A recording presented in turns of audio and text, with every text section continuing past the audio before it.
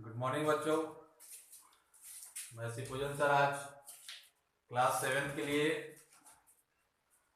Science book से आपका chapter number 2 nutrition in animals का एक टॉपिक है ट्रांसपोर्ट इन ह्यूमंस। चूंकि पिछले कक्षाओं में आपको बताए थे रिस्पिरेशन के बारे में, श्वसन तंत्र के बारे में, आज है मनुष्यों में परिसंचरण तंत्र के बारे में बताएंगे। आप ध्यानपूर्वक सुनेंगे। देखिए, सबसे पहले है कि होता है ब्लड वेसल्स, जिसको हम लोग कहते हैं रुधिर वाहिनियां। तो रुधिर वाहिनियां जो है वो 3 प्रकार के होते हैं। रुधिर मीन्स होता है खून।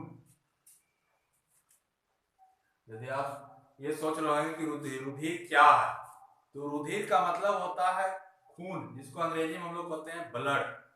उसका दूसरा नाम भी है रक्त, ये होता है। तो इसके 3 प्रकार की वाहिनियां का मतलब होता है वाहन करने वाला, एक स्थान से दूसरे स्थान तक पहुंचाने वाला, उसको कहते हैं हम लोग वाहनियां।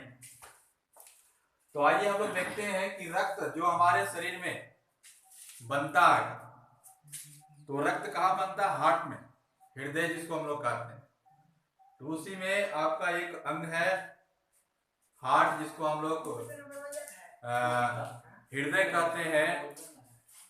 तो उसी में आपका ब्लड का निर्माण होता है, और उस स्थान से आपके 3 उसके वाहक हैं, जिसके माध्यम से पूरे शरीर में रुधिर का, रक्त का आवागमन होते रहता है।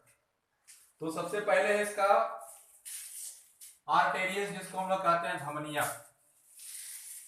तो ये जो है आपके हृदय से जुड़ी होती है,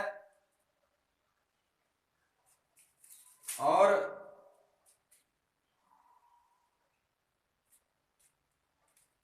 आपके हृदय से रक्त को लेकर के शरीर के अन्य भागों तक पहुंचाने का कार्य करता है। उसी को हम लोग कहते हैं आर्टेरियस, जिसको हिंदी में कहा जाता है धमनियां। ये धमनियां जो होते हैं, ये बाह्य निलय द्वारा पंप किया गया वाला जो रुधिर जो होता है, वो सबसे बड़ी वाहिनी होता है, जिसको हम लोग कहते हैं महाधमनी। उसी से ये आपका आर्टेरियस जो है रक्त को लेकर के पूरे शरीर तक पहुंचाता है। अब दूसरा आपका है कैपिलेरियस, जिसको कहते हैं हम लोग केशिकाएं। इसका नाम है केशिकाएं। तो केशिकाएं क्या है कि धमनियां का जाल रुधिर को शरीर के सभी भागों तक ले जाता है, लेकिन इनकी भित्तियां इतनी मोटी होती है कि इनमें से भोजन तथा ऑक्सीजन नहीं गुजर सकती, यानी जा नहीं सकता।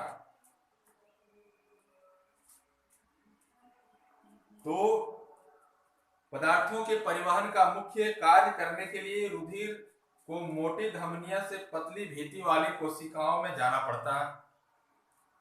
तब भोजन तथा ऑक्सीजन कोशिकाओं की पतली भित्तियों से गुजरकर कोशिकाओं में प्रवेश करते हैं। तो ये क्या है कि मोटी धमनी है, जिससे क्या होता है कि इसमें रुधिर या भोजन पानी इससे पार नहीं हो पाता है। तब जाकर ये पतली वाली धमनियां में जाता है, तो उसके बाद आपके पूरे कोशिकाओं में पहुंचता है। अगला है वेन्स, जिसको कहते हैं हम लोग शिराएं। तो जिस प्रकार से धमनी क्या किया कि हृदय से रक्त को लेकर के पूरे शरीर में पहुंचा दी, वो हमेशा दौड़ता रहता, हमेशा रनिंग रहता है। तो शिराएं का काम क्या है कि जो रक्त को पूरे शरीर में भेजा गया, उसमें से क्या होता है कि कुछ रक्त ऑक्सीजन देने के बाद रुधिर जो होता है दोबारा गाढ़ा लाल हो जाता है, और रुधिर कोशिकाओं से निकलकर रुधिर वाहिनियां, जिन्हें शिराएं कहते हैं, में प्रवेश हो जाता है। तो ये जो रक्त जो गाढ़ा हो जाता है, ये रक्त क्या होता है कि पूरे शरीर में आवागमन गमन नहीं कर पाता। तो ये शिराएं क्या करती है, उस गाढ़े रक्त को पुनः वापस लाके हृदय में दे देता है। उसके बाद पुनः जब वह हृदय में चला जाता है तो वो वह रक्त हृदय में पुनः पंप होता है, उसको जो गाढ़ा हो जाता है उसको पुनः पतला किया जाता है, तब फिर से वह पंप होता है, पंपिंग होता है। उसके बाद पुनः फिर वही धमनियां वही रक्त को फिर से पूरे शरीर में भेजता है। तो इस तरह से आपका आर्टेरियस हृदय से खून को लेकर के पूरे शरीर में, और जो गाढ़ा रक्त बच जाता है वो वापस पुनः हृदय में आता है, उसके बाद फिर से पंप होता है। इस तरह से यह प्रक्रिया लगातार चलती रहती है। तो हमें आशा है कि आप जरूर इसे समझे होंगे। तो आज का ये आपका न्यूट्रिशन इन प्लांट का टॉपिक था। अब मैं कुछ ही क्षणों के बाद आपको इससे संबंधित प्रश्न दूंगा। आपसे अनुरोध है कि आप निश्चित रूप से इसे बनाएं।